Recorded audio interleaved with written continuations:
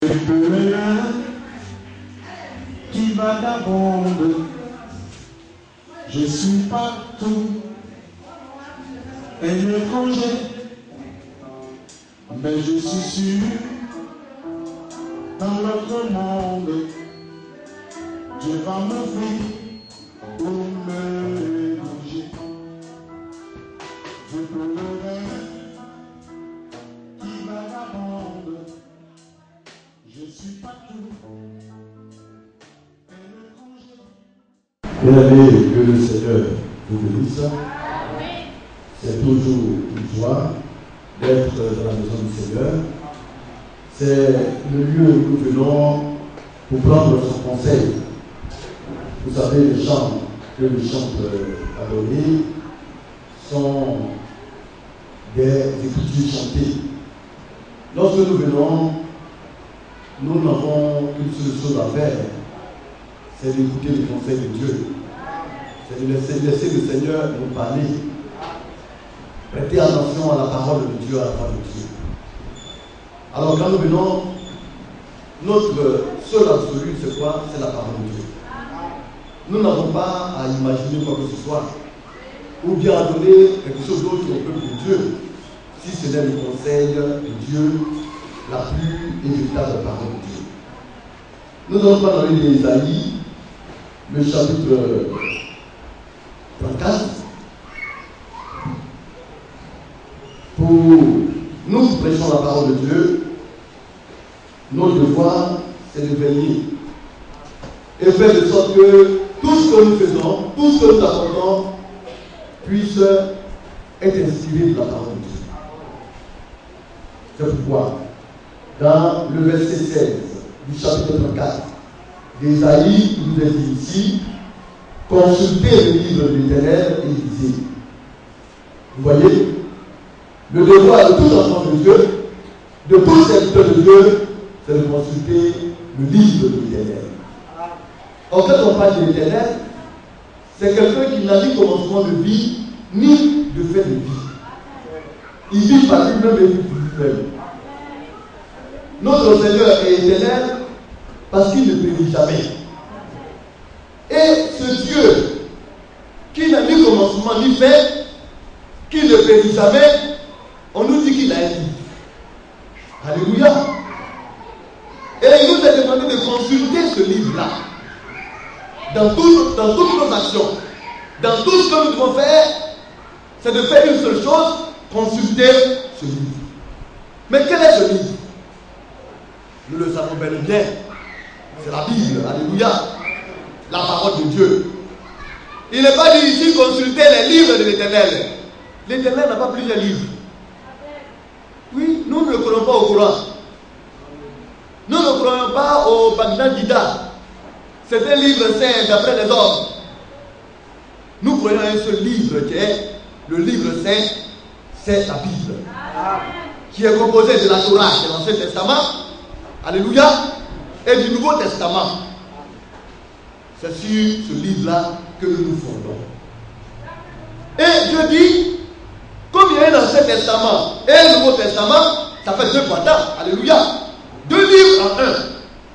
Parce que le Nouveau Testament est l'accomplissement de l'Ancien Testament. L'Ancien a annoncé des prédictions, a annoncé des choses qui arrivent. Et le Nouveau est venu pour consumer l'Ancien. Et continuera de consumer l'Ancien. C'est comme l'aigle qui a ses deux ailes. L'aigle ne peut pas seulement se lever et voler sur une seule aile. Alléluia. L'aigle doit voler de ses deux ailes. Ainsi le chrétien, vous voyez, dépend et de l'Ancien Testament et du Nouveau Testament. Alléluia. Et je dis, ni l'un ni l'autre ne manqueront. Ni l'Ancien Testament, ni le Nouveau Testament ne pourraient manquer. Cela ne serait failli. Alléluia. Car la bouche de l'Éternel, car sa bouche l'a ordonné. Alors, ce n'est pas un livre comme cela. Ce n'est pas un livre qui est, vous voyez, selon la pensée humaine. Mais c'est un livre qui est sorti de la bouche de Dieu. Tout ce qui s'y trouve vient de la bouche de notre Seigneur. Alors sa bouche l'a ordonné et c'est son esprit qui les rassemble. Alors dans les prophéties, dans l'interprétation de ce livre, les hommes veulent le faire d'eux-mêmes. Les hommes veulent utiliser leur pensée pour pouvoir interpréter la parole, la pensée de Dieu. Ce n'est pas possible. Celui qui a écrit son livre, seul son esprit peut interpréter la parole. Voilà la raison pour laquelle le Seigneur a demandé autrefois aux anciens hommes, aux prophètes, d'attendre Dieu, de recevoir l'Esprit de Dieu. Et aux apôtres, il leur a demandé d'attendre à ce que l'Esprit de Dieu vienne, le Saint-Esprit, le Consolateur. Quand l'Esprit de Dieu viendra, alors l'Esprit de Dieu prendra de ce qui appartient à Dieu. Alléluia. Et il leur révélera. Un serviteur de Dieu ne se lève pas parce qu'il est content, parce qu'il a bien mangé, et puis il vient, il prend la parole, et puis il la donne de manière désordonnée. La parole de Dieu, alléluia, est sacrée. La parole de Dieu a une disposition particulière. Et cette disposition-là émane du Saint-Esprit qui est l'Esprit de Dieu. C'est pourquoi un frère peut être à New York. On peut ne pas se connaître. S'il a reçu le même Saint-Esprit que nous allons prêcher la même parole. Amen. Alléluia. Amen. S'il a reçu le même Saint-Esprit que nous allons croire à la même doctrine. Mais d'où vient-il aujourd'hui que les églises, même qui sont côte à côte, ne croient pas la même chose? D'où vient-il aujourd'hui qu'un certain nombre d'églises aujourd'hui prêchent ce qui n'est même pas écrit? Mais est-ce que Dieu n'a pas donné des avertissements? Mais pourtant les hommes sont prêts à le faire. Alléluia. Dieu a donné des avertissements sur celui-là qui s'élèverait pour venir ajouter à la parole de Dieu sa propre pensée. Ou bien si quelqu'un s'élevait et venait à l'étranger de la parole de Dieu. Alléluia. Alors, ce que Dieu n'a jamais fait, autrefois, ce n'est pas aujourd'hui qu'il va le faire. Ce que Dieu a méprisé, a haï, ce n'est pas aujourd'hui que Dieu va aimer. Alléluia. Bien aimé, aujourd'hui, comme on le voit, les hommes sont en train de sensibiliser les églises à tolérer l'homosexualité. Mais Dieu a toujours répugné l'homosexualité. Dieu appelle cela une abomination. Alléluia. Et ce que Dieu a pris comme abomination hier, on voudrait qu'aujourd'hui Dieu l'accepte aujourd'hui. Comme aussi le bien-aimé. C'est à cause de l'homosexualité de cette abomination que la vie de Sodome et Gomorrhe a été détruite. Et aujourd'hui, l'homosexualité a atteint son point culminant. C'est un signe. Parce que le Seigneur de sa parole nous a prévenu que ce qui s'est passé au temps de l'homme, alléluia, se passera juste avant l'avènement du Fils de l'homme. Donc c'est ici qui montre que nous sommes sur le point de départ. Parce que le Seigneur a voulu faire. Alléluia. Alors, c'est pourquoi les enfants de Dieu doivent prendre garde à la parole de Dieu. Et l'enfant de Dieu ne peut pas mépriser la parole du Seigneur. Il doit faire la parole de Dieu doit être la chose la plus précieuse, la plus merveilleuse, la plus considérable qui n'ait jamais existé pour lui. On ne peut pas comparer la parole de Dieu à l'or. On ne peut pas. Parce qu'elle surpasse l'or. Elle surpasse le diamant. Nous allons prendre le livre de Proverbes, le chapitre 13. Le ministre a comment nous dit à le verset 13.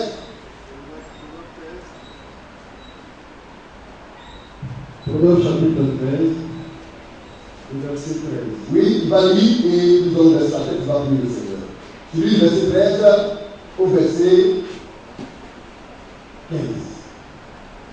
Celui qui méprise la parole se perd. Donc, avant de prier, toujours dans le lancer, vous voyez, le livre de l'Éternel, à l'intérieur de ce livre se trouve la parole de l'Éternel. C'est la parole du Seigneur. Mépriser la parole du Seigneur. Ne pas prendre au sérieux la parole du Seigneur, c'est l'également. Alléluia. C'est pourquoi nous ne sommes pas dans cette manière de faire, de voir ce qui n'est pas écrit. Oui, Satan qui croit en ça. Il crée des doctrines à longueur de journée. Nous n'avons pas autre chose à créer parce que nos doctrines se trouvent dans la Bible. La parole de Dieu. Celui qui méprise la parole de Dieu, se perd. Oui, frère. Mais celui qui craint le précepte est récompensé. Alors, la Bible renferme des récompenses. Les promesses qui y sont. Les préceptes sont des enseignements. Alors, celui-là qui crée les préceptes, c'est-à-dire qui a enseigné, d'abord il faut enseigner de la bonne manière. Parce que si on n'a pas enseigné, comment est-ce qu'on va découvrir pour craindre?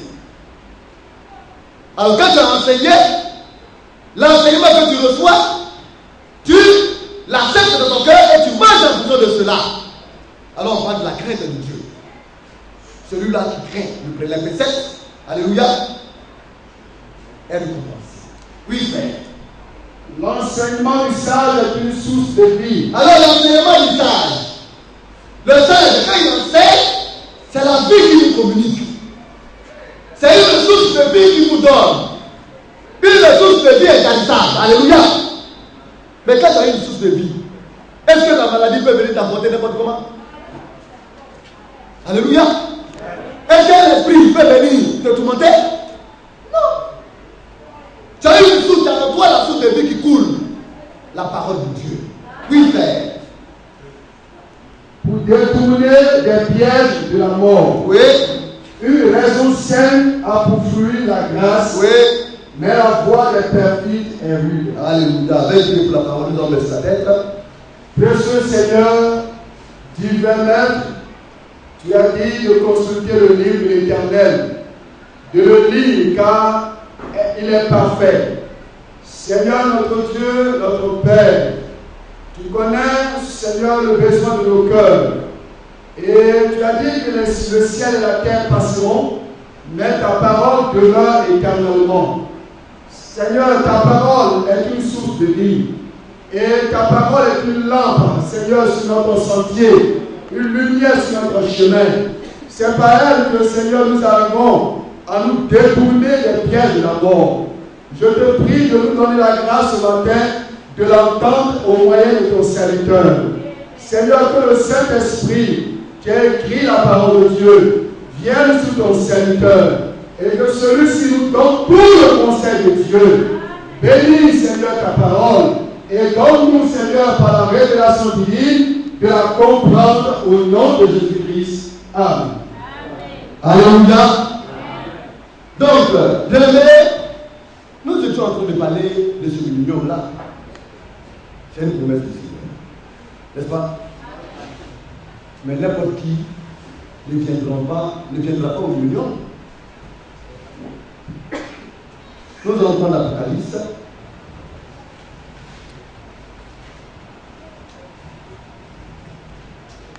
Le bien-aimé va lire verset 1 au verset 10. Chapitre 21. Apocalypse chapitre 21, verset 1 au verset 10. Puis je vis un nouveau ciel et une nouvelle terre, car le premier ciel et la première terre avaient disparu et la mer n'était plus. Et je vis descendre du ciel d'auprès de Dieu la ville sainte, la nouvelle Jérusalem, préparée comme une épouse qui s'est préparée pour son époux. Le verset 3. J'entendis du trône une forte voix qui disait: voici le tabernacle de Dieu avec les hommes. Il habitera avec eux et ils seront son peuple et Dieu lui-même sera avec eux. Il essuiera toute larme de leurs yeux et la mort ne sera plus. Il n'y aura plus ni deuil, ni cri, ni douleur, car les premières choses auront disparu. Et celui qui était assis sur le trône dit: voici, je fais toutes choses nouvelles. Et il dit: écris, car ces paroles sont certaines et véritables. Et il me dit: c'est fait. Je suis l'alpha et l'oméga, le commencement et la fin. À celui qui a soif, je donnerai de la source de l'eau de la vie gratuitement. Celui qui vaincra héritera ces choses. Je serai son Dieu et il sera mon fils. Mais pour les lâches, les incrédules, les abominables, les meurtriers, les débauchés, les magiciens, les idolâtres et tous les menteurs, leur part sera dans l'état attend de feu et de souffle, ce qui est la seconde mort. Puis un des 7 anges qui tenait les 7 coupes remplies des 7 derniers fléaux vins, et il m'adressa la parole en disant: Viens, je te montrerai l'épouse, la femme de l'agneau. Enfin, le verset 10. Il me transporta en esprit sur une grande et haute montagne, et il me montra la ville sainte, Jérusalem, qui descendait du ciel de près de Dieu, ayant la gloire de Dieu. Alléluia. Bonjour, ministre Lacot. Bien évidemment, dans le livre, je voudrais peut-être commencer par le verset 8. Il y a une catégorie de personnes qui n'aura pas part à cette vie. C'est la vérité. Cette manière de dire, nous sommes tous pécheurs. Le Seigneur est mort pour nous, c'est la grâce. Et le fait de la grâce, une belle manière de vivre, est dangereux. La grâce doit nous amener davantage à améliorer notre vie. La grâce nous aide davantage à devenir meilleurs. Alors, que dit le Seigneur? Pour les lâches, vous savez ce que c'est qu'un lâche? Alléluia. C'est quelqu'un qui n'est pas sérieux. Aujourd'hui, je vais faire semblant d'être avec toi. Demain, tu seras surpris qu'il t'a trahi. Alors, il y a des gens aujourd'hui qui viennent dans le Seigneur et qui font semblant d'être avec le Seigneur. Quand on vient dans la maison de Dieu, on ne fait pas de semblant d'être chrétien. Il faut être sincère. Alors ils viennent, ils chantent, ils dansent, ils écoutent la parole, ils disent Alléluia. Mais en dehors de l'église, ils sont une autre personne, un autre type de personne. Ils sont lâches à la parole. Les incrédules, eux, ils ne veulent même pas entendre parler de Dieu et de sa parole. Ils sont contre tout ce qui est chrétien, tout ce qui est biblique.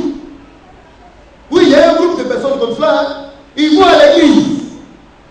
Mais quand vous allez prendre la Bible pour essayer de leur ouvrir les yeux, pour leur montrer la vérité, ils refusent de recevoir la vérité, ils préfèrent croire à leur église. Dieu est venu faire des disciples, il n'est pas venu faire des églises. Il n'est pas dans les baptismes, il est dans sa parole. Quand on construit, aujourd'hui les gens pensent que c'est le temps de l'église. Quand on construit un bâtiment, un temple, c'est dans le but d'amener les hommes à recevoir la précieuse parole de Dieu. Mais les hommes sont incrédules. Ce qui n'est pas écrit, c'est ce qu'ils croient. Alléluia. Et quand vous les dénoncez, ce qu'ils le prêchent et qui n'est pas biblique, ils se liguent contre toi. Ils les liguent de tes ennemis. Oh, tu as besoin de donner un conseil pour leur vie à eux. Satan aussi cite les Écritures.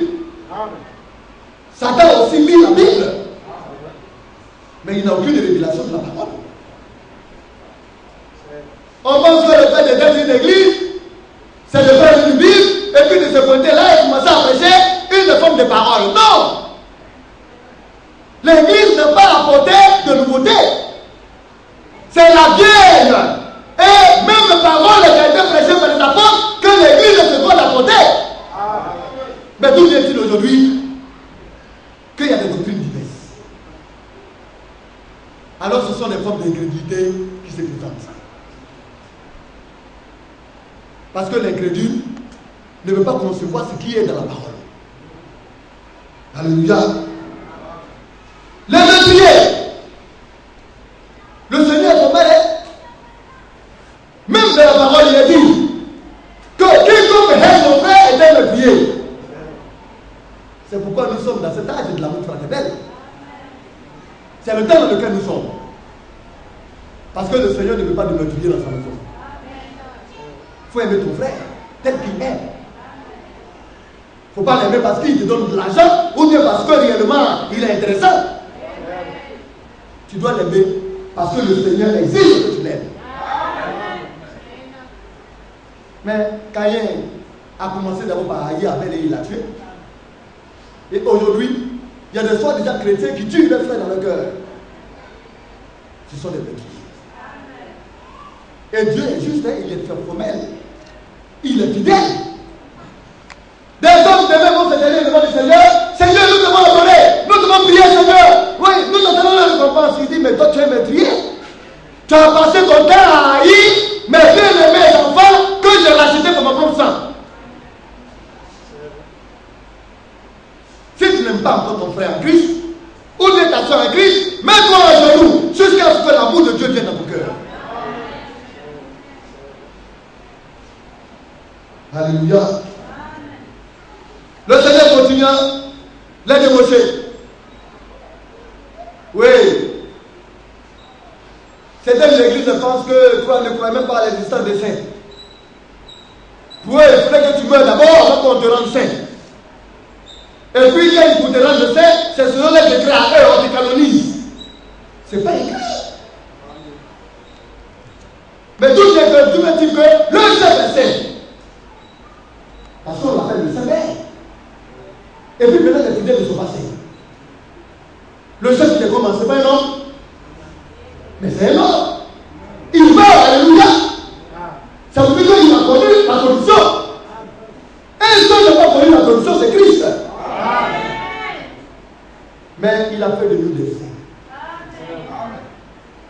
C'est pourquoi la parole de Dieu a été donnée pour l'édification des saints. Les saints du ministère sont donnés pour l'édification et le perfectionnement des saints. C'est la parole. Tu es là-dedans ou tu n'es pas là-dedans? Frère, si tu peux, tu vas lire cela dans le livre des Éphésiens. Alléluia, le chapitre 4. À partir du verset 12 aussi, le Éphésiens, le chapitre 4, le verset 11 à 12. Et il a donné les hommes comme apôtres. Alors, dans l'église du Seigneur, le Seigneur ne connaît pas votre ministère que ce qu'il a cité. L'église du Seigneur ne connaît plus de maîtrise. Oui, la maîtrise n'existe plus. C'est fini. Ça, c'est l'ancienne alliance. Le Seigneur ne met pas les ministres de la parole. Pour son église, là. Si tu veux être de l'église du Seigneur, et que ce n'est pas une église de la parole de Dieu qui vient t'édifier, tu n'es pas de l'église du Seigneur. Alors il a établi des apôtres. C'est pourquoi le Seigneur Jésus-Christ, même étant sur la terre, il a appelé des apôtres. Oui, frère. Les autres comme prophètes. Non, il a choisi des prophètes. Oui. Les autres comme évangélistes. Alors, il a appelé aussi des évangélistes. Oui. Les autres comme pasteurs et docteurs. Alors, des pasteurs et des docteurs. Chacun a son rôle. Le prophète, l'apôtre d'abord, c'est un missionnaire. Son rôle, c'est d'établir la doctrine que Christ lui a donné d'établir. La doctrine est apostolique, elle est biblique. Il va, selon l'appel qu'il a reçu, il établit la doctrine. Alléluia. Et il veille à ce que la doctrine soit gardée. Ça, c'est l'apostolat. Le prophète, c'est quelqu'un à qui la parole de Dieu vient. Il a en lui la connaissance des mystères de Dieu. Alors, quand la doctrine est établie, le prophète maintenant va asseoir les enfants de Dieu dans la doctrine du Seigneur. Parce que la parole de Dieu lui vient selon l'esprit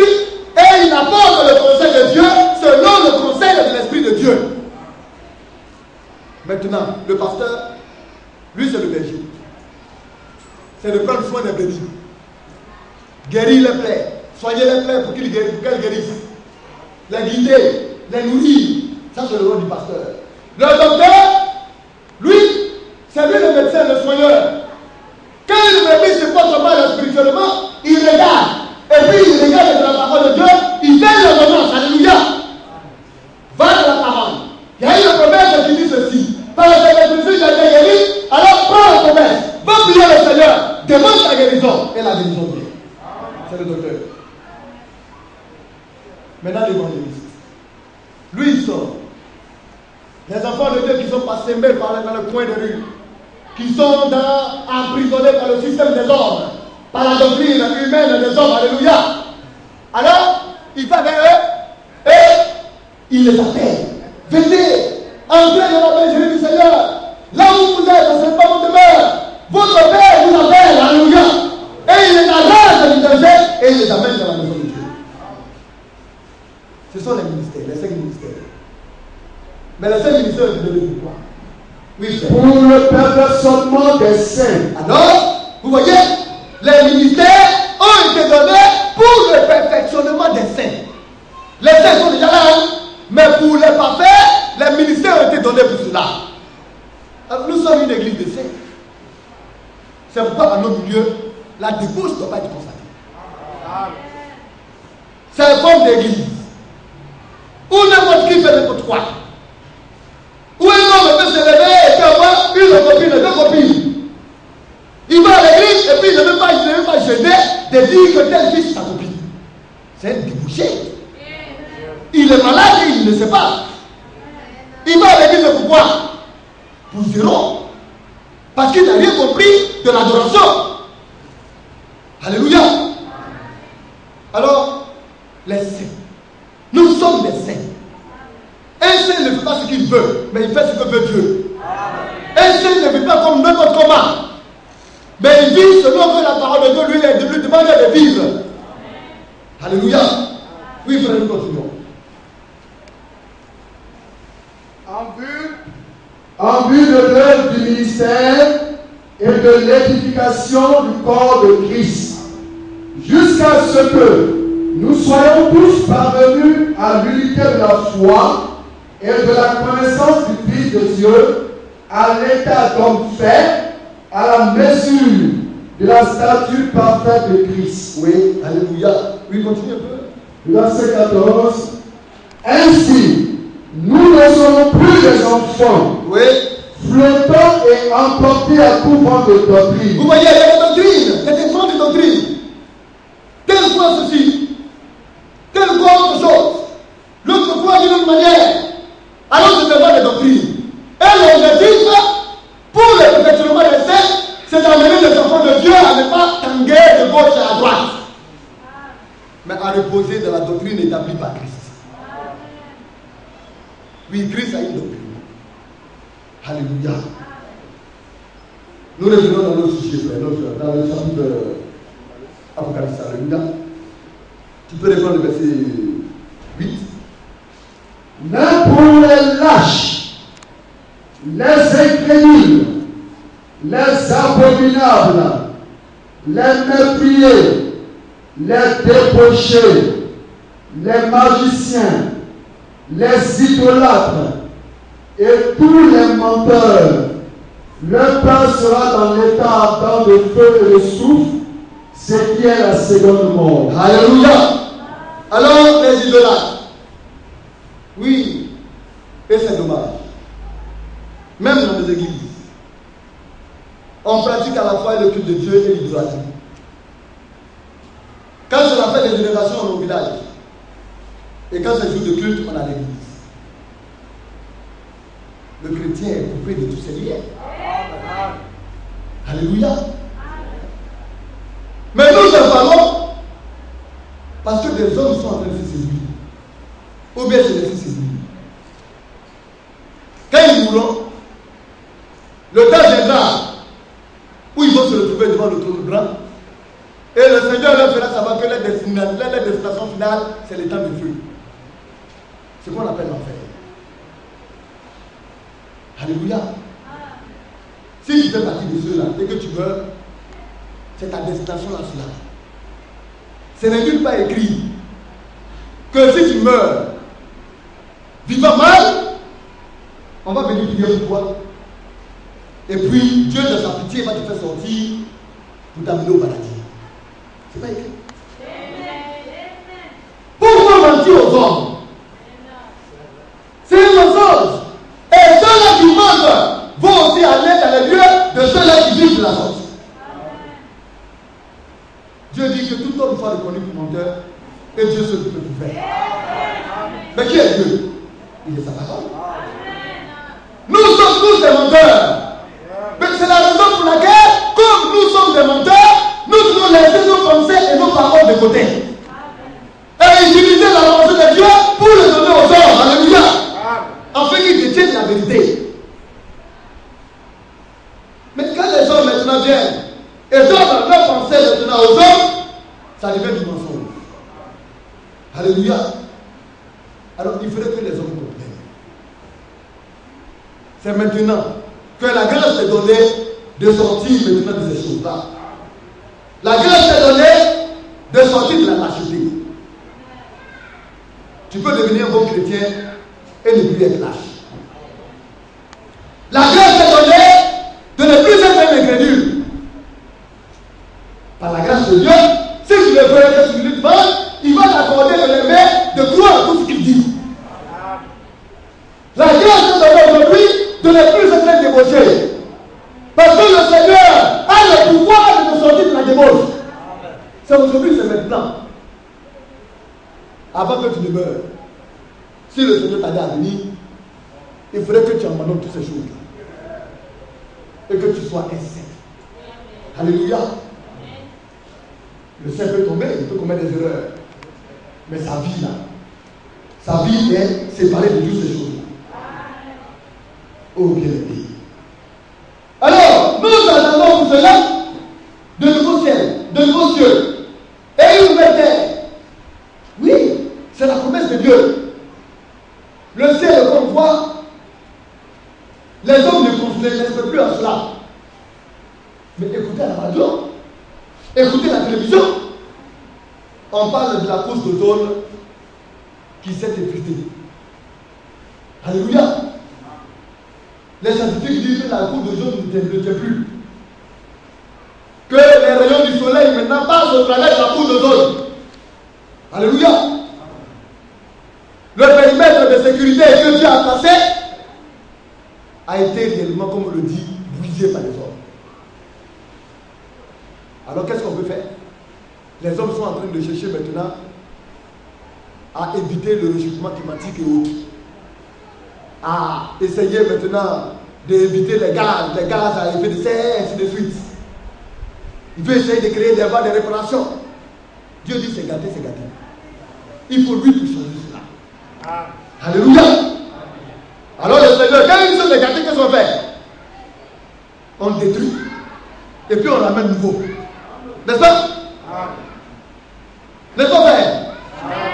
Quand une chose n'est plus maintenant utile, quand la chose n'a plus de valeur, on fait quoi? On change.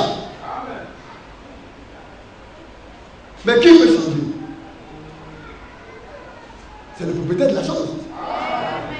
Je voudrais qu'on lise un peu le Psaume 102. À partir du verset 6, nous allons aller un peu rapidement.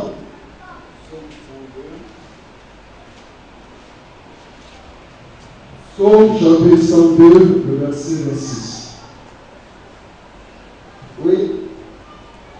Tu as anciennement fondé la terre. C'est le Seigneur.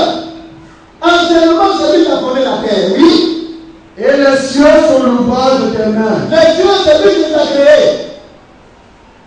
Les cieux sont l'ouvrage de ses mains. Oui, frère. Ils périront, mais tu subsisteras. Alors les cieux vont périr. Dieu l'a déjà d'avance annoncé. Alléluia. Parce que notre Seigneur connaît l'avenir. Il avait déjà prévu cela. C'est lui qui annonce les choses avant qu'elles n'arrivent. Et il dit, ces choses, le ciel, les cieux et la terre vont périr.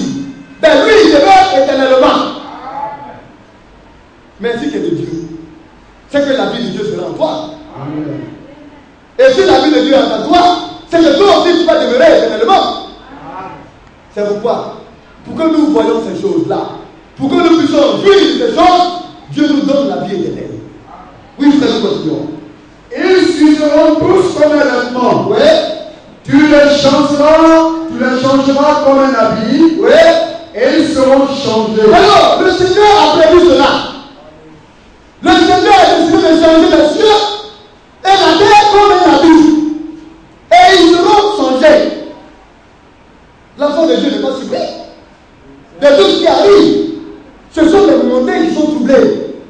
Tellement qu'ils aiment la bonne vie, tellement qu'ils sont enrichis sur cette terre, qu'ils veulent voir les autres demeurer.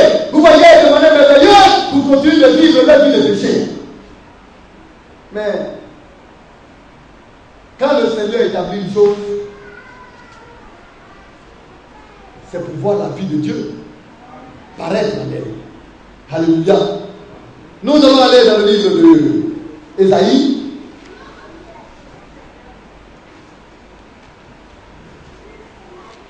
Ésaïe 34.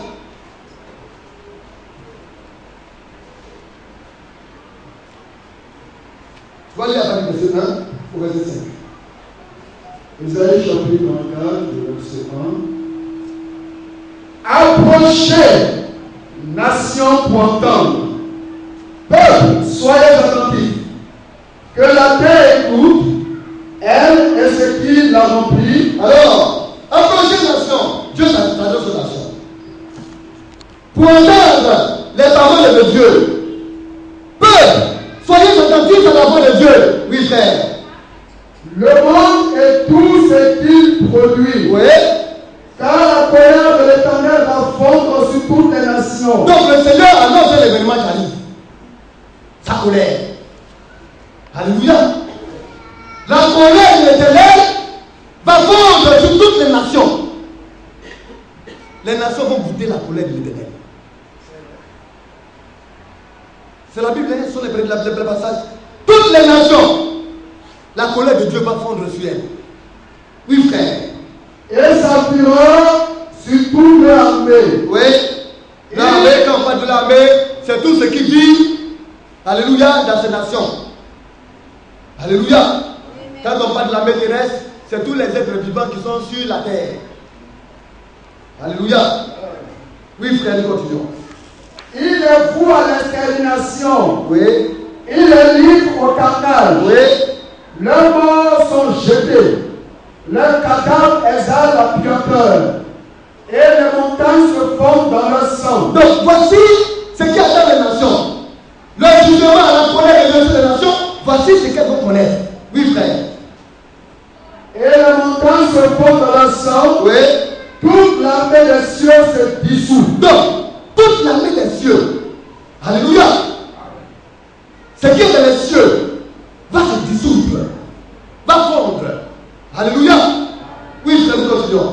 Les cieux sont roulés comme un livre. Alors le Seigneur va rouler les cieux comme un livre. Mais si le Seigneur a décidé de rouler les cieux comme un livre, c'est parce que ces cieux-là ne serviront plus à rien. Oui, frère. Et toute leur armée tombe. Oui. Comme tombe la feuille de la vigne. Oui. Comme tombe celle du figuier. Oui. Mon épée s'est livrée dans les cieux. Voici, elle va descendre sur Édom, sur le peuple que j'ai voué à l'extermination pour le châtier. Alléluia. Alors le jugement de Dieu, bien aimé, ces cieux-là ne vont plus exister. Nous allons aller dans l'île de Pierre.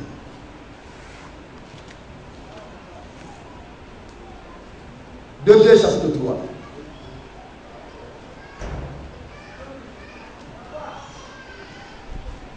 Nous allons lire à partir du verset 4. Écoutez-le. Ce sont les promesses de Dieu. Ils disent, Alors, les incrédules, vous voyez, ceux-là qui refusent de croire aux promesses de Dieu, à la parole du Seigneur, voici ce qu'ils disent. Oui, frère. où est la promesse de son avènement? Alors, nous croyons que Jésus-Christ vient de bientôt pour chercher une église. Nous le croyons. Alléluia. l'avènement est une réalité. Alors il y a des hommes qui disent, mais vous les chrétiens, là, vous parlez, mais où est la promesse de son avènement? Aujourd'hui, les hommes vont à l'église. Ils ne croient même pas en ça. Quand tu crois une chose, tu ne te fais pas pour ça. Combien croient à la promesse de l'avènement du Seigneur? Combien? Ce n'est pas le problème. C'est comment ils doivent s'enrichir. Comment ils vont avoir la bonne santé. Comment ils vont construire de grands villages. Mais on en connaît. Ils sont à l'église et puis ils font des pratiques mystiques. Ils s'enrichissent, ils se protègent financièrement dans leurs pratiques mystiques et ils vont à l'église pour leur faire pardonner leurs péchés. Ils ne croient pas à l'avènement du Seigneur. Ce n'est pas leur affaire. Oui, frère. Car depuis que les pères sont morts, tout demeure comme dès le commencement de la création. Donc, on dit depuis que les pères sont morts, vous les chrétiens, vous ne faites rien. Quand on prend vos Bibles là, vos apôtres là, on dit que le Seigneur allait venir bientôt. Mais votre bientôt là, depuis là, on ne voit rien. Depuis là, c'est la même chose là, on voit. Mais votre manière de croire, votre Dieu là même là, il dit quoi? Jésus dit bientôt, combien de temps? Bien aimé. Depuis que les pères sont morts, vous dites que vous attendez votre Jésus, mais tout demeure comme à la création. C'est comme ça qu'il parle. Oui, frère, continue. Il peut ignorer, en effet, Oui, que des cieux existaient autrefois par la parole de Dieu. mais ces personnes-là ignorent, ils veulent ignorer. Ils le savent. Alléluia. Mais ils veulent sciemment ignorer qu'autrefois les cieux et la terre ont été créés par la parole de Dieu. Amen. C'est Dieu qui a créé le ciel et la terre. Alors si ce Dieu-là a décidé de le détruire, il a les moyens de le détruire. Mais l'enfant de Dieu ne doit pas ignorer cela. Oui, frère. Il veut ignorer le fait que les cieux existaient autrefois par la parole de Dieu, Oui, ainsi qu'une terre tirée de l'eau oui. et formée au moyen de l'eau. Donc la terre a été tirée de l'eau. Et elle a été formée au moyen de l'eau. Mais qui a fait cela? C'est notre Seigneur. De l'eau encore, il peut tirer la terre. Et aujourd'hui, qu'est-ce qui se passe? L'eau recouvre aujourd'hui 2/3 de la terre. N'est-ce pas? Ce qu'il a fait autrefois, n'est-il pas capable de le faire aujourd'hui? Dieu ne ment pas dans sa manière de faire. Dans l'Ecclésiaste, c'était clair. Il n'y a rien de nouveau. Ce qui a été, c'est ce qui sera. Nous allons lire cela. Mais nous allons lire. Ecclésiaste. Ça peut être.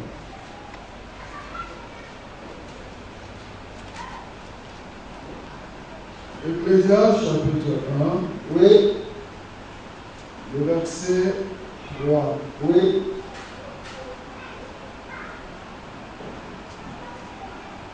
Vas-y, frère. Quel avantage revient-il à l'homme de toute la peine qui se donne sous le soleil? Une génération s'en va, une autre vient, et la terre subsiste toujours. Oui, Le soleil se lève, le soleil se couche. Il soupire après le lieu oui, d'où il se lève de nouveau. oui, Le vent se dirige vers le midi, oui, tourne vers le nord, oui, puis tourne encore oui, et reprend le même cycle. oui, Tous les feux vont à la mer oui, et la mer n'est point remplie. Il continue à aller vers le lieu où il se dirige.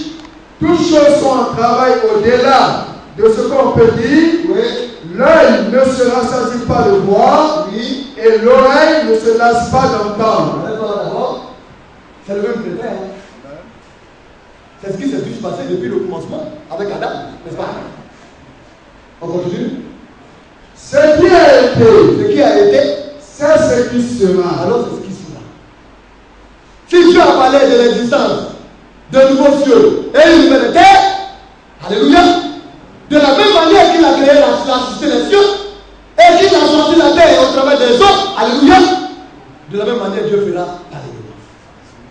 Oui, frère. C'est ce qui s'est fait. Oui. C'est ce qui se fera. Oui.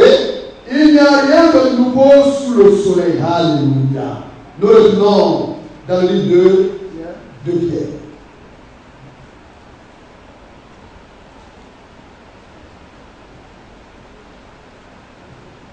Le Pierre, chapitre 3, le verset 6. Le verset 6. Oui. Et que par ces choses, le monde alors périt submergé par l'eau. Donc, le Seigneur avait prédit que le monde de l'air allait périr sous les eaux. Mais quand le Seigneur l'avait dit, alléluia, la terre avait sa manière de vivre, sa manière d'être autrefois, avant le temps, avant que le déluge ne vienne. Il ne pleuvait pas. L'eau ne descendait pas en ce moment du ciel. La vapeur d'eau s'élevait du sol, alléluia, de la terre, et arrosait les plantes. Mais Dieu a prédit que la terre allait connaître les jugements. Les hommes ne croyaient pas. Mais pour finir, qu'est-ce qui est arrivé? Le déluge est arrivé. La terre alors a été engloutie sous l'eau. Alléluia. Et Dieu a tiré réellement de cet englouissement une partie, comme on le dit, dure. Alléluia. Il a tiré la terre des hommes et il a permis à ce qu'une partie de la terre soit habitable par l'homme. C'est cette partie-là que nous habitons jusqu'aujourd'hui. Parce que Dieu avait parlé. Oui, c'est le continuons. Mais par la même parole de Dieu, la parole de Dieu est infaillible. Alléluia. Quand je parle, Dieu réalise ce qu'il dit. Et la même parole dit, alléluia, oui, que quoi? Même par la même parole, oui, les cieux et la terre d'à présent, oui, sont gardés et réservés pour le feu. Bien aimé, c'est sur cette terre que tu comptes. C'est sous les cieux et la queue du Ligue. Alléluia. On met les satellites. Ils seront surpris. Parce que tout cela va s'effondrer. On va dans l'espace. Les hommes maintenant veulent se comparer à Dieu et eux aussi ils vont dans l'espace. C'est comme au temps de Noé. Et au temps de, comment on appelle ça, Nimrod. Quand ils sont rassasiés et puis ils sont contents et qu'ils ont amassé des milliards, ils se lèvent maintenant et puis ils disent bon, qu'est-ce qu'on va faire maintenant pour pouvoir maintenant nous comparer à Dieu? Fabriquons-nous une tour. Babel. Confusion. Les hommes ont regardé maintenant et disent bon, il faudrait que maintenant on cherche à aller maintenant auprès de Dieu. Si se fabrique maintenant des fusées, ça devient des concurrences. Chaque pays développé, chaque puissance se bat et il y place son satellite. Le monde n'est plus secret pour eux. Tu es dans un petit coin où tu es en train de te mettre à l'aise, ton cliché va sortir, toi-même tu es surpris. La technologie est avancée. Mais la Bible nous dit que la parole de Dieu, alléluia, notre absolu, la parole de Dieu, alléluia, par la même parole, les cieux et la terre, d'à présent, de maintenant, sont gardés et réservés pour le feu. Le feu va descendre sur cette terre. Mais toi, tu ne le sais pas. Avant que le feu ne descende sur cette terre, les élus seront enlevés. Il y a un enlèvement qui arrive. Les hommes vont se poser la question, mais les chrétiens qui étaient ici, là, où est-ce qu'ils sont? Ils vont disparaître mystérieusement. Ce sont les prévisions bibliques, les prescriptions bibliques. Ce sont des promesses qui sont données à l'église du Seigneur. au vieil évangile, à la vieille parole de Dieu prêchée par les apôtres et les prophètes. Ce n'est pas les nouveautés créées aujourd'hui par les dénominations. Viens prendre ton miracle. Viens aller aux États-Unis. Nous, on cherche à aller au ciel. Et il y en a qui cherchent à aller encore sur la terre. On va où? Que veulent les hommes? Alléluia. Oui, frère, nous continuons. Tu reprends le verset 6. Le verset 7. Même par la même parole, les cieux et la terre d'à présent sont gardés réservés pour le feu, Oui. pour le jour du jugement, Oui. et de la ruine des hommes impies. Alléluia. Alors, les cieux et la terre d'à présent sont réservés, sont gardés et réservés pour le feu, pour le jour du jugement et pour la ruine des hommes impies. Oui. La terre sera jugée. Alléluia. Les impies seront jugés. Oui, frère, nous continuons. Mais il est une chose, bien-aimée, Oui. que vous ne devez pas ignorer, c'est que devant le Seigneur, Oui. un jour est comme 1000 ans, Oui. et 1000 ans sont comme un jour. Donc, on dit, mais la promesse a été annoncée. Depuis là, il ne vient pas. Mais qu'est-ce qui se passe à vous croyants? C'est celui-là qui n'est pas croyant et incrédule qui parle comme ça aux croyants. Parce que si tu es croyant, ton langage ne sera pas ainsi. Le temps de Dieu n'est pas le temps des hommes. Ce Dieu-là, quand tu te réveilles comme d'ici le soir et puis tu trouves le lendemain matin, ça fait un jour. Pour Dieu là, ton un jour là, de toute façon tu as fait un jour là, notre un jour là. Alléluia. Le un jour de Dieu pour nous fait 1000 ans. Mais qui est-ce qui a atteint 1000 ans? Sur la terre, personne. Les êtres qui ont existé après l'Adam, les descendants d'Adam, certains ont vécu près de 1000 ans. 965 ans. Alléluia. À cause du péché, le nombre d'années des hommes a été rétrogradé à 120 ans. La prophétie avait été lancée depuis le temps de Noé. Quand Dieu parle, Dieu pour montrer qu'il est un Dieu vrai et que sa parole qui a été annoncée aura toujours raison des hommes. Dieu dit désormais, la durée de vie des hommes maintenant sera maintenant de 120 ans. Et quand Dieu a dit, Dieu parlait de la fin. Quand les hommes réellement atteindront la fin de leur époque. Alléluia. Avant que le nouveau commencement ne vienne, l'homme va être rétrogradé à une durée de vie de 120 ans. Aujourd'hui, là, qui a fait 120 ans? Personne. Et regardez nos présidents. Notre doyen, notre papa Bédier, à peine 80 ans. Mais quand vous le voyez, il est fatigué. Lui-même, il sait que la mort est en train de même sortir de lui. Quand on lui dit, bon, le vieux, monsieur le président, vous allez aller pour faire une cérémonie, je suis en train de présider une cérémonie, lui-même il dit, c'est quoi ça là encore, je suis fatigué. On va m'amener des enfants, on va m'amener à marcher encore. Il est fatigué, 80 ans. C'est ça la vie là. C'est cette vie là ça. Et il est dit dans le livre de Psaume que les hommes maintenant vont atteindre 70 ans et les plus vigoureux 90 ans. C'est-à-dire que là-bas même de 120 ans là, les hommes ne peuvent plus atteindre ça. C'est 90 ans maintenant. Non. À nous, fils élus, fils et filles élus de Dieu. Dieu nous permet que nous ne connaîtrons pas la mort. Si le Seigneur vient aujourd'hui, nous serons enlevés. Nous ne connaîtrons pas la mort. Alléluia. Même si nous mourons, nous reviendrons à la vie. Pour prendre part à ce glorieux enlèvement. Oh bien-aimé. Oui, frère, nous continuons. Verset 9. Oui.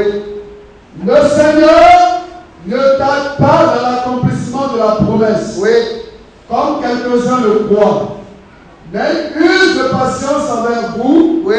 ne voulant pas qu'aucun périsse, Oui. mais voulant que tous arrivent à la repentance. Donc l'objectif de Dieu, c'est la repentance. Mais bien aimé, tu es homogène. Tu ne peux pas dire que tu t'es repenti et puis continuer de vivre ta débauche. C'est pas possible, bien aimé. La repentance. Quand on dit au Seigneur, pardonne-nous, on délaisse ce qu'on a fait.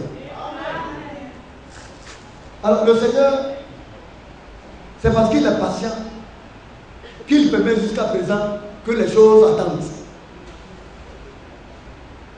Mais maintenant quand on regarde, selon les prévisions, alléluia, dans Adam et Abraham, l'histoire a existé. Quand vous regardez les scientifiques qui disent que l'homme existe maintenant, ça fait beaucoup de millions d'années. Nous, on est là et puis on est surpris, on est étonné.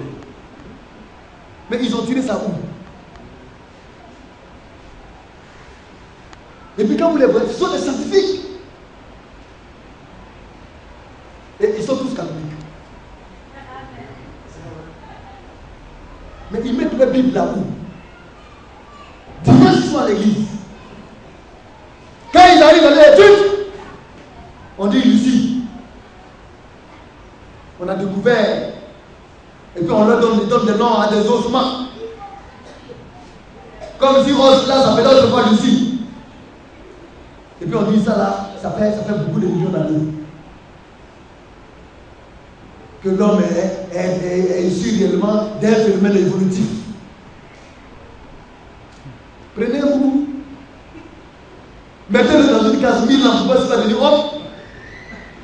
Il ne sera jamais homme. Mais les hommes sont têtus, ne croyez pas. La Bible a été claire.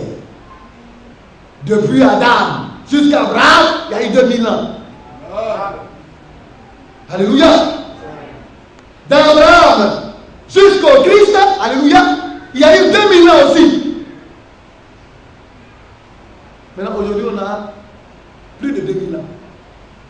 Alléluia. Dieu a travaillé 6 jours. Et le 7e jour, c'est le jour. Mais nous sommes dans une époque. J'ai bien envie de faire un schéma. Alléluia. Nous sommes dans une époque indéterminée. C'est la Bible qui nous enseigne ici. Dans une période de grâce. Nous allons prendre les Isaïe 61.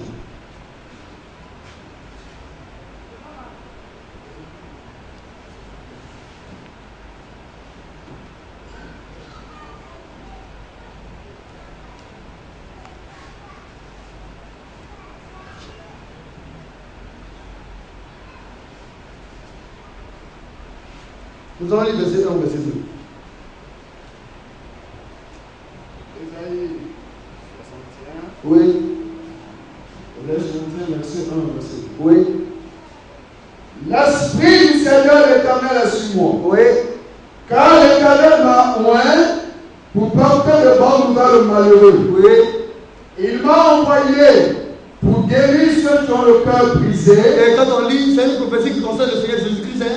Oui, frère. Pour proclamer aux captifs la liberté. Alors, quand le Seigneur est venu, il est venu guérir ceux qui avaient le cœur brisé. Il est venu apporter la bonne nouvelle aux malheureux. Alléluia. Il est venu proclamer aux captifs la liberté et aux prisonniers la délivrance. Quand on parle de ces choses-là, il faut les voir de manière spirituelle. Oui, frère. Pour publier une année de grâce Oui. éternelle. Alors, le Seigneur, quand il est venu publier une année de grâce. Et quand on parle d'une année de grâce, dans la version originale, on dit un temps de grâce. C'est pourquoi quand on parle de temps de grâce, c'est indéterminé. Alléluia. C'est pourquoi personne ne sait ni la date, ni le jour où le Seigneur va venir. Personne. Nous aurons l'occasion de dire cela par la grâce de Dieu. Nous allons retourner dans le livre de Pierre. Nous allons avancer rapidement un peu. 2 Pierre. 2 Pierre au chapitre 3. Oui. Verset 10. Écoutons. Le jour du Seigneur viendra comme un voleur. Alors, le jour du Seigneur va venir comme un voleur. Nous allons parler un peu de cela. Mais le jour du Seigneur, vous suivez la télévision, hein? Le langage de Dieu n'est pas le langage des hommes. Amen. Le jour du Seigneur, à la télévision, les religieux disent que c'est dimanche. Donc voici le jour du Seigneur. Et puis on ouvre une Bible, et puis on commence à poser. Mais le langage de Dieu, là, le jour du Seigneur, n'a rien à voir. Alléluia. Nous allons lire Ésaïe, le chapitre 13, rapidement. Ésaïe, chapitre 13. Nous allons parler un peu du jour du Seigneur encore. La dernière fois, nous avons lu à lire Sophonie. Oui. Ésaïe chapitre 13. Après le verset 6, vous voyez un peu de temps. Je le sais, car le jour de l'Éternel est proche. Je le sais, car le jour de l'Éternel est proche. Oui. Il vient comme un ravage du Tout-Puissant. Donc, le jour de l'Éternel, quand il vient, c'est comme un ravage du Tout-Puissant. Mais quand on entend le jour du Seigneur, c'est d'où, hein? On dit le Seigneur est un jour, le jour du Seigneur est d'air. Alors on pense que c'est dimanche. Mais le jour du Seigneur est un jour de ravage. Alléluia. Un jour de ravage du Tout-Puissant. Oui, frère. C'est pourquoi Oui. toutes les mains s'affaiblissent. Oui. Et tout homme est abattu. Alors ce jour, les mains vont s'affaiblir. Ceux-là qui sont douloureux, sur la force, n'auront plus de force dans les membres. Oui, frère. Ils sont frappés d'épouvante. Oui. Les spasmes, Oui. les douleurs les saisissent. Donc, comme on le dit, ce sont des contractions musculaires, alléluia, intenses, alléluia, involontaires. Tu es là et puis tes mollets te font mal, comme on bat des crampes. Vous voyez, mais ça, cela devient encore plus terrible et douloureux. Le jour du Seigneur. Oui, frère. Ils se portent comme une femme en travail. Oui. Ils se regardent les uns les autres avec stupeur. Oui. Leurs visages sont enflammés. Il continue rapidement. Voici, le jour de l'Éternel arrive. Et ce jour-là arrive. Alléluia. Oui, frère. Jour cruel. C'est un jour cruel. Jour de colère, d'ardente fureur. C'est un jour de colère et d'attente de fureur. Oui, frère. Qui réduira la terre en solitude. Oui. Et en exterminera les pécheurs. Oui. Car les étoiles des cieux et les astres Oui. ne feront plus briller la lumière. Alors ce jour-là, ce sera un jour de ténèbres. Oui, frère, nous continuons. Le soleil s'enfuira Oui. dès son lever. Oui.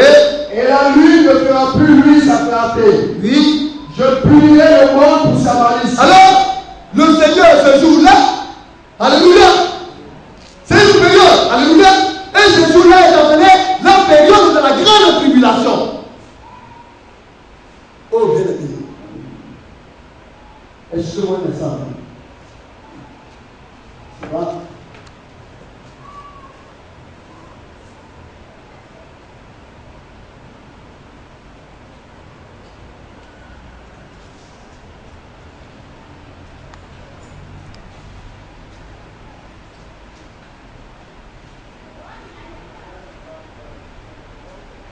Nous avons Adam ici. Abraham.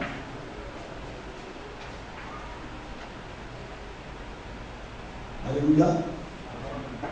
Et d'Abraham à Christ. Nous aurons l'occasion de voir encore le tableau une prochaine fois.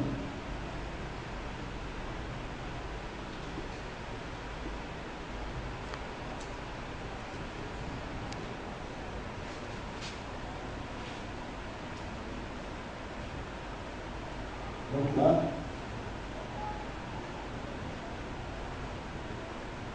ici, nous avons la loi.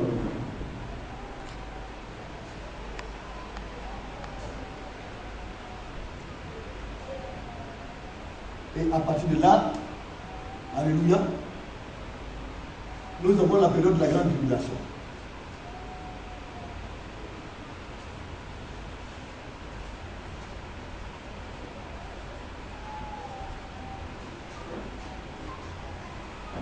Alléluia. Donc, bien aimé, ici, nous avons la période de la grâce.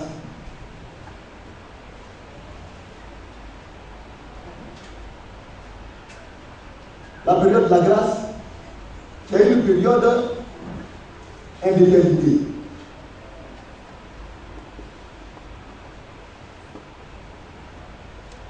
Donc là, une fois que l'église sera enlevée, il va rester 7 ans. Nous aurons l'occasion de voir ça plus tard. Alléluia.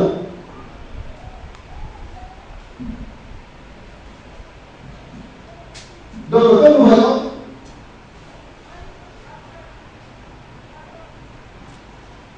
l'église actuellement est là, à la fin.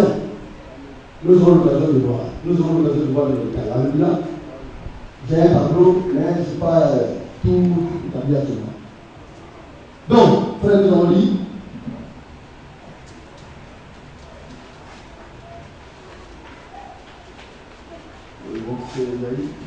Ouais, le verset 11. Je punirai le monde pour sa malice, Oui. et les méchants pour leurs iniquités. Oui. Je ferai cesser l'orgueil des hautains, Oui. et j'abattrai l'arrogance des tyrans. Donc, l'objectif du jour de l'éternel, le jour de l'éternel se passe là. L'église est ici. Alléluia. La période de la grâce. Comme on le voit, la période de la grâce a été déterminée et indéterminée. Pour l'église, ça reste là. Une fois que l'église est enlevée, c'est la période de la grande tribulation, c'est appelé aussi le jour de l'éternel. Alléluia. Et nous sommes dans cette minute-là. La grâce est presque finie. Les temps sont finis pour l'église des nations. Alléluia. Donc l'église, ça fait de toi à s'en aller. Donc quand on parle du jour de l'éternel, c'est cette période de la grande tribulation au bout, après l'enlèvement, c'est cette période où il est difficile. Alléluia. On appelle le jour de l'éternel. Oui, c'est le continuons. Donc ce jour est donné pour la malice, pour juger la malice des hommes de la terre. Pour les nations, à cause de leur iniquité. Je verrai cesser l'orgueil et les hautains. À ce jour-là, c'est pour ces personnes-là. Mais dans l'église, il n'y a pas de hautain. Dans l'église, il n'y a pas de malice. Alléluia. Dans l'église, les enfants de Dieu ne vivent pas d'iniquité. Le Seigneur est là, dans la période de grâce, et en train de préparer l'église. Mais une fois que l'église sera enlevée, mais les hommes qui sont encore dans cette période de grâce vont croire que le monde est une continuité. Mais c'est là qu'ils seront surpris. Parce que le jour de l'éternel vient après, alléluia, l'enlèvement. Oui, je vais vous continuer un peu.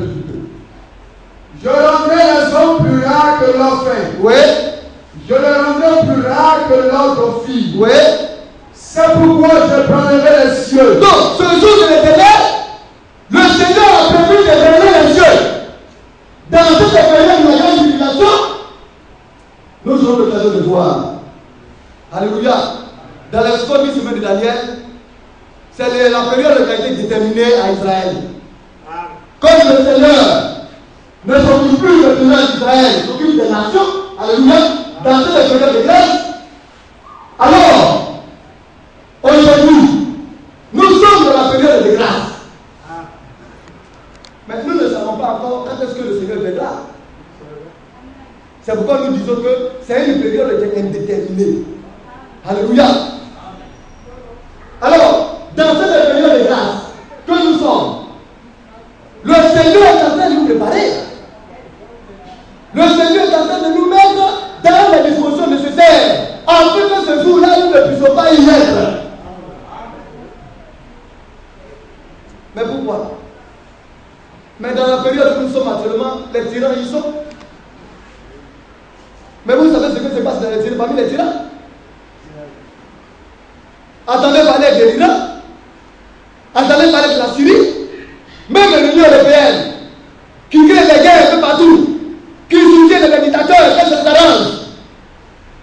dans un monde de tyrannie. Alléluia. Nous sommes dans un monde d'orgueilleux. Mais ceux-là qui sont préservés de cela, c'est l'église du Seigneur. Ceux-là aujourd'hui, ils reconnaissent la période de la grâce. Alléluia. Oui, frère, nous continuons à dire. C'est pourquoi je prendrai les cieux, et la terre sera secouée sur sa base. Alors, les cieux vont être ébranlés et la terre sera secouée. Dans cette période-là, alléluia, pas dans la période de l'église. Le jour de l'éternel. Oui, frère, nous continuons un peu encore. Nous allons aller rapidement. C'est pourquoi je prendrai les cieux, et la terre sera secouée sur sa base. Oui. Par la colère de l'Éternel des armées. Oui. Au jour de son ardente fureur. Alors ce jour-là est appelé jour de la date de fureur de Dieu. Oui, frère. Alors, comme une gazelle effarouchée, nous allons revenir dans le livre de Pierre, 2 Pierre du moins, rapidement.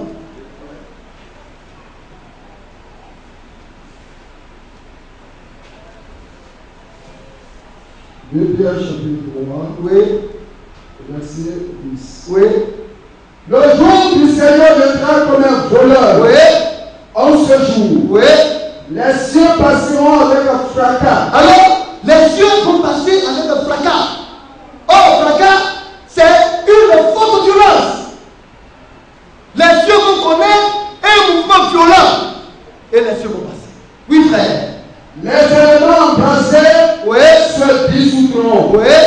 Et la terre avec les œuvres qu'elle renferme sera consumée. Oui. Puisque tout cela, oui, est en voie de dissolution, oui, combien votre conduite et votre piété doivent être saintes. Donc, nous étions ici, dans une période de grâce. Alors que la terre attend ces choses-là, bientôt. Bien-aimé, quel devait être notre conduite? Quel devait être notre comportement? Mais ce jour de l'Éternel, le livre de Malachie le dit, avant que ce jour-là devienne, Dieu a créé une disposition. Et quelle est cette disposition? Un message nous doit donner. Oui, frère, nous allons dire cela rapidement. Et puis nous allons. Oh, le temps nous manque. Alléluia. Malachie, le chapitre 4. Oui. Car voici le jour vient. Oui. Attends comme une fournaise. Oui. Tous les autels. Non, voici, chapitre, tu reprends. Tu prends le verset 5. Le verset 5. Le verset 5. Oui. Voici. Tu parles du jour du Seigneur. Voici. Oui. Je vous enverrai Élie le prophète. Oui. Avant que le jour de l'Éternel arrive. Alléluia. Alors, dans cette période de grâce, le jour de l'Éternel, alléluia, partira de là, d'après l'enlèvement. Mais avant que ce jour arrive, la tribulation, Élie le prophète va venir. Donc, nous sommes jugés là, à la fin. Alléluia. Dans cette période de la fin. Oh, bien. Voici, je vous enverrai Élie le prophète. Avant que le jour de l'Éternel arrive, ce jour grand et redoutable. Mais nous savons pour qui ce jour-là vient. Les orgueilleux, les hautains, alléluia, les méchants, pour juger la terre. Mais le Seigneur veut préserver l'Église. Mais alors, il faut un message. Élie le prophète qui vient. Alléluia. Il vient de quoi? Nous allons prendre Matthieu.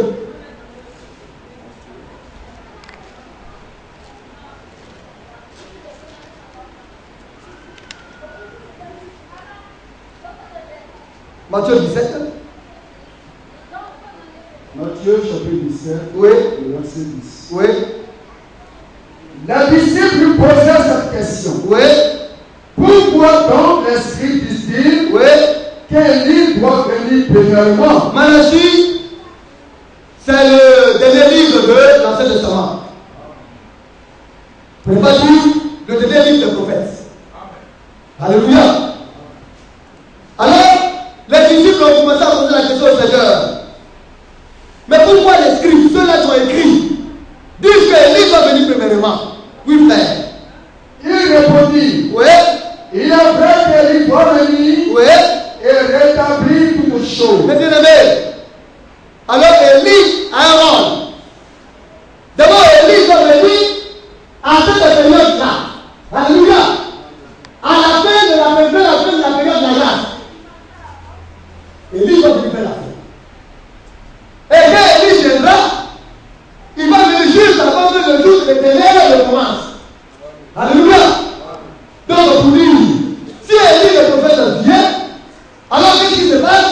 Après que Élie le prophète le vient, et elle finit d'accomplir son œuvre, il aura ce qu'on appelle l'enlèvement. Alléluia. Or, l'enlèvement, c'est pour ceux-là qui ont pu percevoir la grâce de Dieu et qui sont demeurés dans le message donné par les messagers de ce temps, de leur temps. Alors, Élie doit venir. Et quand Élie viendra, il va rétablir toutes choses. Avant que l'enlèvement, avant que le jour de l'éternel n'arrive. Élie est venu. Et il a rétabli les choses. Rétabli de quoi? Ramené à la forme originale. Alléluia. Et le livre de Actes, le chapitre 3, nous dit que le ciel maintient Jésus-Christ. Alléluia. Mais Jésus-Christ, il est venu, et celui-là permet la grâce.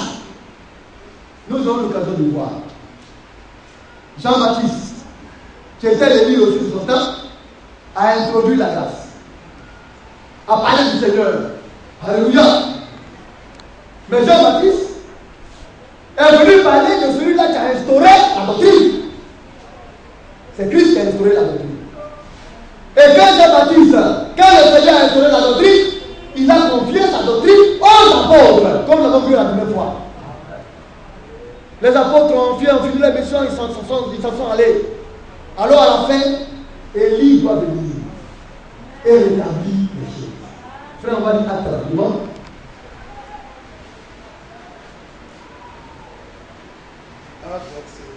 Oui. Acte verset 3, verset 19. Acte chapitre 3, verset 19. Oui. Répondez-vous donc et convertissez-vous, Oui. pour que vos péchés soient effacés. Oui. Afin que le temps de rafraîchissement vienne de la part du Seigneur. Oui. Et qu'il envoie celui qui vous a été destiné, Jésus-Christ. Alors, Jésus-Christ est monté au ciel. Ça, nous tous le savons. N'est-ce pas? Et le ciel aujourd'hui le maintient. Le ciel aujourd'hui le garde. Oui, frère. Mais avant qu'il ne revienne chercher l'église, avant qu'il n'emmène l'église à l'enlèvement, les choses doivent être rétablies. Oui, frère. Qu'il envoie celui qui vous a été destiné, Jésus-Christ. Oui. Que le ciel doit recevoir. Donc le ciel aujourd'hui là-dessus. Oui. Jusqu'au temps du rétablissement de toutes choses. Donc, le ciel là-dessus. Aujourd'hui, nous sommes dans le plein rétablissement. La doctrine que nous prêchons, c'est Élie, le prophète de Dieu là, alléluia, qui nous a orientés à cette doctrine-là. C'est parce qu'il y a un rétablissement que nous parlons aujourd'hui de la doctrine apostolique. Alléluia. Alors, Élie, le prophète, il est venu. Élie est déjà venu, comme on le voit. Parce que tout est rétabli dans l'église. L'église est retournée à la doctrine apostolique. Mais Élie est venu vers la période de la démocratie. Bien aimé. Et là, nous sommes à un pas de la grande tribulation. Ça veut dire qu'aujourd'hui où nous sommes à un fil. Si le Seigneur venait demain, ou bien aujourd'hui, et que l'église est enlevée aujourd'hui, la période de la grande tribulation commence déjà. Ou bien à l'instant. Mais où cela dit? Alléluia. C'est pourquoi le jour du Seigneur approche. Nous allons terminer dans la nuit de choses. De Pierre. Alléluia. le temps, nous aurons l'occasion de venir. Je vais aller doucement. Je veux essayer d'aller tellement vite que souvent c'est un peu difficile de comprendre. Alléluia. Mais je veux voir s'il faut repartir doucement. Nous allons prendre deux pierres et puis nous allons terminer là aujourd'hui. Le verset 2 Pierre chapitre 3, 4. On va lire. 2 Pierre chapitre 3. Oui, je voudrais qu'on lise encore le passage. On lit ça, vas-y. Le verset 13. Oui. Mais nous attendons, Oui. selon sa promesse, Oui. de nouveaux cieux, Oui. et une nouvelle terre, Oui. où la justice habitera. Alléluia. Alors nous attendons, selon la promesse de Dieu, de nouveaux cieux et une nouvelle terre. Mais là, la promesse du nouveau cieux et la nouvelle terre va marquer la fin de la période de la tribulation. Alléluia. L'église s'en va là. La terre va connaître les turbulences. Le ciel, le soleil va faire des éclater. Alléluia. Les arbres vont plus s'illuminer. C'est en ce moment-là que, comme on le dit, les époques difficiles, la terre va connaître des moments difficiles. Mais avant qu'il y ait de nouveaux cieux sur la et une nouvelle terre, il faudrait que ce ciel d'à présent, ces cieux d'à présent et la terre d'à présent, alléluia, soit, comme on le dit, il faudrait passe. La terre va connaître bientôt son baptême de feu. Et quand la terre va finir de connaître son baptême de feu, alors c'est dans le renouvellement que le Seigneur maintenant va venir introduire le million. Alléluia. Il faut continuer. C'est pourquoi, bien-aimés, Oui. en attendant ces choses, Oui. appliquez-vous à être trouvé par lui sans tâche et irréprochable dans la paix. Donc, l'église doit s'appliquer, doit travailler à sa vie, travailler à votre salut avec des craintes et tremblements. Chacun doit pouvoir prendre conscience de sa vie afin que le Seigneur nous trouve sans tâche. Alléluia. Sans tâche et irréprochable et dans la paix. Mais ce sont ceux-là qui seront trouvés là, sans tâche et irréprochable, qui partiront à l'enlèvement. Les enfants de Dieu ne se forment pas dessus. Les enfants de Dieu ne s'écrivent pas dessus. Mais nous adorons dans la paix, dans la quiétude. Alléluia. On n'a pas demandé à un enfant de Dieu de faire la paix avec quelqu'un. C'est naturel. Oui, frère, nous continuons dans le Croyez Oui. que la patience de notre Seigneur est votre salut. Oui. Comme notre bien-aimé frère Paul vous l'a aussi écrit, Oui. selon la sagesse qui lui a été donnée. Donc, la patience de notre Dieu est notre salut. Le jour du Seigneur approche. Bien-aimés, Élie est déjà venu. Nous avons reçu le message du temps de la fin. Nous aurons l'occasion de voir. C'est vrai quand on regarde et que les hommes encore parlent d'un autre messager, ça fait rire. Il n'y a pas de messager, d'autre messager qu'Élie. Après Élie et son message, vient la période de la grande tribulation. S'il y a un autre message, il va se retrouver toujours dans ça. Oui, parce que le dernier message, c'est la fin. Le message de la fin, de la fin du temps, marque de la fin de la période de la grâce qui est donnée aux nations. Après ça, il n'y a plus rien d'autre. Tu es dans le message, ou bien tu n'es pas dans le message. Alléluia. Et dans ce message, c'est dans cette période du message que se trouvent les 10 vierges. Et les 10 vierges se préparent. Voilà la vie. Que le Seigneur nous assiste. Nous allons terminer.